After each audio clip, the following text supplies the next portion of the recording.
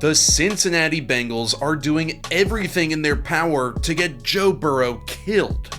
Though he is coming off arguably the best season of any quarterback in 2024, the Bengals' offensive line allowed repeated pressure and he routinely got smoked.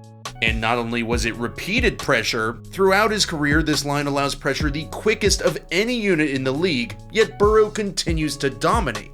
He led the league with 4,900 yards and 43 touchdowns. He's the all-time leader with a 70.6 completion percentage. Yet the Bengals finished just 9-8 and missed the playoffs. Burrow has hit the second most of any quarterback in the league, and according to Warren Sharp at Sharp Football, what's even worse, in his career Burrow sustained 148 quick hits under 2.5 seconds, by far the most in the league. That's nearly 25% higher than the second highest guy on the list, yet Burrow's been blitzed the least of any quarterback over that time span. Usually quick hits are from free runners brought from a blitz, where the defense is sending extra pressure, but with Burrow, defenses are too scared to blitz him, they know he'll rip you up in the exposed vacated zones from the pressure, so teams just rush the standard 4, annihilate the Bengals' horrible offensive line right at the snap, and hit Burrow over and over immediately. The Bengals' O-line was last in the league in pass block win rate last year. They finished 30th twice and 27th, the all-time high in Burrow's career. So today we'll use the film to dive even deeper into how bad this line is and how good Burrow is despite of it. But before we do, I want to thank this week's sponsor, Arena Club. Arena Club is a platform that reinvents trading cards with a digital experience. When I was younger, I loved collecting everything. There was baseball, football, Magic, Yu-Gi-Oh! If they were selling it, I was buying. The best part was always opening the packs, that moment when you don't know what you're gonna get. Well, now slab packs have taken me back to that very moment. You open a pack, it could be anything. Not only can you get a new pack at any time, but everything is online. That means you can see what you have, your boy has, you can trade, you can do it all. Arena Club will always give you an offer for your card if you want to sell it back for a good deal. Once you begin, you'll never want to go back. I'm a big Arena Club guy. I love trading cards. Arena Club is what I use. Right now, you can get 20% off your first slab pack or card purchase by going to arenaclub.com/Rollins and use code Rollins. One of the main issues with the Bengals and their protection is their overall offensive philosophy. They are a shotgun spread offense where 92% of Burrow's attempts last year came from shotgun, and they've largely been an 11 personnel offense with 3 wide receivers. The philosophy of the spread offense is to spread out your receivers as much as possible to get them in as much space as possible, making it harder to double team guys, so it creates one-on-ones so your guy can beat their guy. The further you spread out your receivers, the less help your offensive line can receive. What's worse is the Bengals love getting 5 out in the route, which means all 5 eligible receivers are running routes, so nobody is helping in protection. This creates maximum stress on the defensive coverage, but also maximum stress on the offensive line. The more one-on-ones you create with your receivers by spreading them out in space, the more one-on-ones you create on the offensive line, since there are just the 5 big men standing there all alone. It's like Zach Taylor has completely given up on Burrow receiving protection and is just saying, Joe, you better get the ball out lightning quick, but by the way, you are gonna get hit. In 5-man protections, you're really limited to 2 different types of calls. You can either use a 5-0 call, which is man protection, so 5 guys are accounted for on defense, but then you're one-on-one with nobody helping anybody.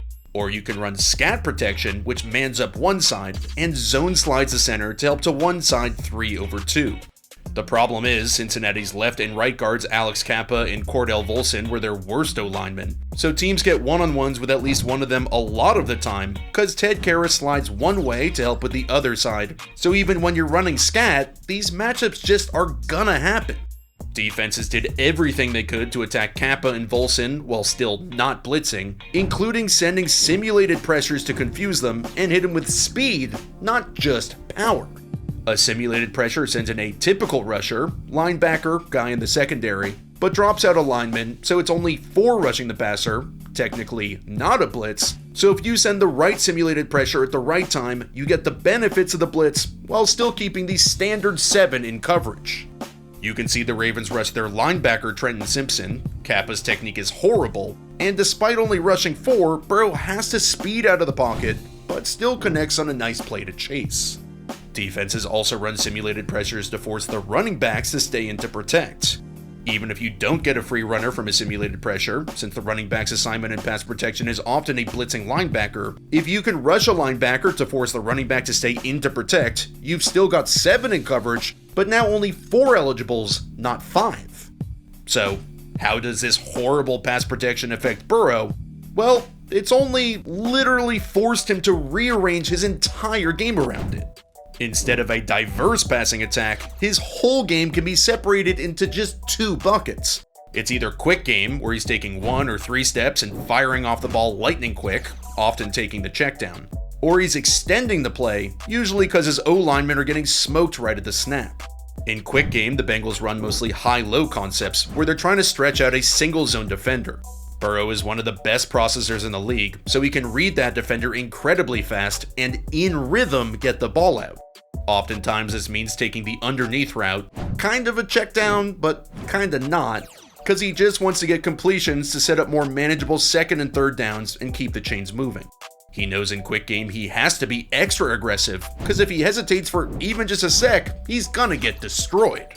I'm amazed he doesn't throw more interceptions because of that aggression, the aggression he's forced to have based off his environment, but there are times where it does get the better of him. For example, this is a classic cover 2 zone beater and smash. This is what I call smash sit, where Burrow is reading Brandon Stevens the cornerback, and wherever he goes, corner or sit, Burrow throws the other way. Stevens gets decent depth, and at the top of Burrow's drop, it's just right in the middle. Is he dropping or flying up? Because Burrow knows he doesn't have time in general, everything is so quick.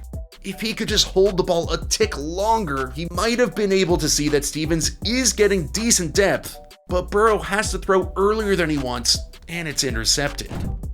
This is the bad from the quick game aggressiveness, but there is plenty of good.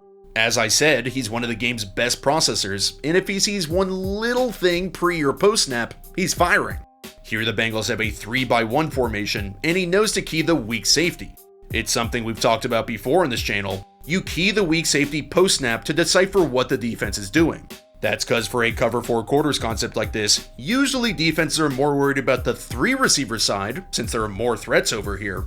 And especially when the Bengals don't position Jamar Chase or T. Higgins as the ISO receiver, defenses feel much more comfortable rotating this weak safety strong to help out.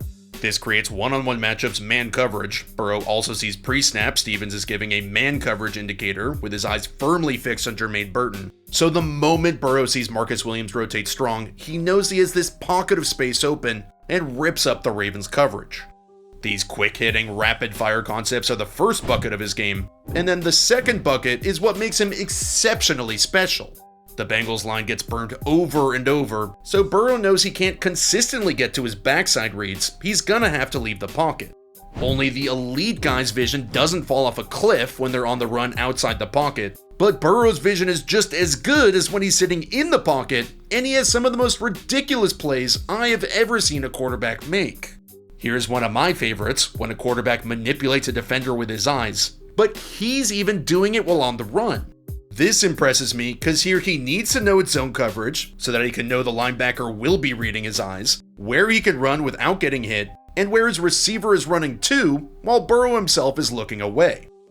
So, at the end of the day, the Bengals, the line, the coaching staff, the organization simply do not deserve this man. If they just won a couple more games and made the playoffs, he's the MVP. And yet, everything around him besides Chase, Higgins, and Trey Hendrickson is mid at best.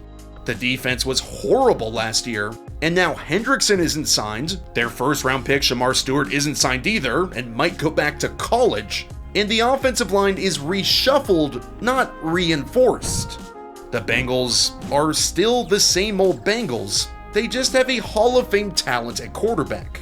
He's had to reshape his entire game to combat getting hit immediately, no time in the pocket, and yet he's playing at arguably the highest level of anybody in the league.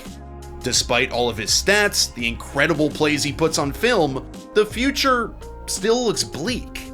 Cincinnati must find real offensive linemen, especially in the interior, to make sure their stud QB has actual time to process, and protect him from getting hurt and put on injured reserve once again. If they can do those and find just a couple of pieces on defense to at least make them average on that side of the ball, Joe Burrow, the superstar, will more than take care of the rest.